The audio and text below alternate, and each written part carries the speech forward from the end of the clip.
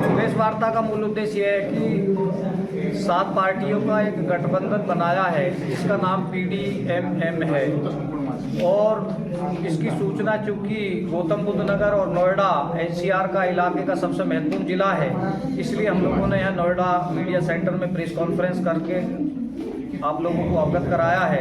PDMM में 7 राजनीतिक दल और 7 सामाजिक संगठन शामिल हैं और दिल्ली के बाद में पश्चिमी उत्तर प्रदेश और उत्तर प्रदेश में हम लोगों का सबसे बड़ा एजेंडा PDMM का एजेंडा जो जनता के बीच में हम पेश करेंगे, अपनी नीतियों का प्रचार प्रसार करेंगे। और एक आपके माध्यम से बताना चाहते हैं PDMM का देश की राजनीति में एक गठबंधन का उदय हो चुका है, क्योंकि गठबंधन का जब दौर चल ही रहा है तो कहीं ना कहीं हम जैसे जो लोग हैं वो भी गठबंधन की प्रक्रियाओं में आके एक मजबूती के साथ में लड़ाई लड़ने का कार्य करें।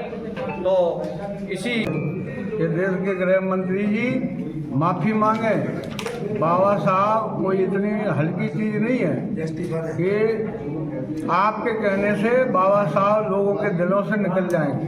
बाबा साहब ने जो किया है वो तुम्हारे जैसे हजारों बार जो पैदा हो जाए देश में, तब भी 90% लोगों के लिए जो बाबा साहब ने किया वो आप हजारों साल में नहीं कर सकते।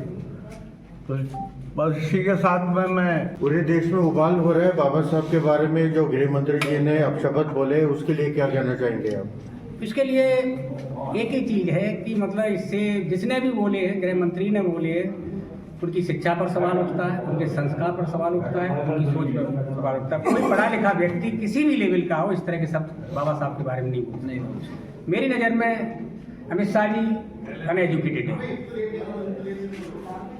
अम्बेडकर साहब के बारे में इस तरह से कहना एक अशिक्षा असंस्कार की बात है, अच्छी बात नहीं है।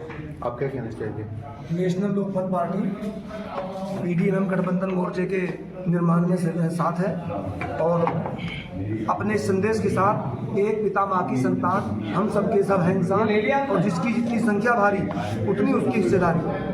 देश की धन धरती और शासन प्रशासन के तमाम सरकारी वर्दी, सरकारी कलम, सरकारी बंदूक, सरकारी कारतूस में देश में बसने वाले सभी इंसानों को, सभी नागरिकों को उनकी आबादी के मुताबिक हिस्सेदारी मिलनी चाहिए और इसीलिए हम PDMM मोर्चे के साथ में है। PDMM मोर्चे का निर्माण सभी दलों ने मिलकर किया है। संजय जी इसकी अगुवाई कर रहे हैं और देश के अंदर संविधान का राज होना चाहिए। जी, ये जो Dr. B.S. Satyarthi, National President, Republican Samaj Party, and a part of this alliance. And we have been working for equitable society and equal society, and we are working for that. In coming elections in Delhi, we are contesting elections, almost on 25 seats, reserved and unreserved. And our objective is to establish egalitarian social order through casteless equal society.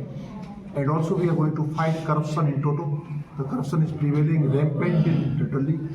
We feel that it has to be eliminated and taken to the end. This is the object of Republican Samaj Party and we are working on that. Thank you. ये सबसे बड़ी जो हमारे गठबंधन है, ये हमारे विचार हैं, एक विचारधारा का गठबंधन है हमारा। और मैं दिल्ली में 32 साल से रह रहा हूँ। दिल्ली के अंदर, दिल्ली जो है भारत का दिल है, भारत की राजधानी है। आज उस दिल्ली के दिल में इतनी समस्याएं पैदा हो गई हैं कि जगह जगह कूड़े के अंबार लगे हुए हैं, जाम की समस्या है और पॉल्यूशन की समस्या है, मतलब समस्याओं का अंबार लगा हुआ है। तो हमारा गठबंधन, हम ये कोशिश कर रहे हैं कि अभी तो हमारे पास में 22 सीटों की जो ऑफर आ चुकी है अब तक, और हम कोशिश करेंगे 70 लड़ेंगे। और हमें पूर्ण संपूर्ण विश्वास है कि हम दिल्ली में अपनी सरकार बनाएंगे। और दिल्ली में जब हमारे गठबंधन की सरकार बनेगी तो हम दिल्ली में इंकलाब जरूर लेकर के आएंगे, क्योंकि इंकलाब ही सबसे बड़ा जो शब्द है वो हमारे शहीदों ने भी दिया था। और हम दिल्ली का सुधार करेंगे।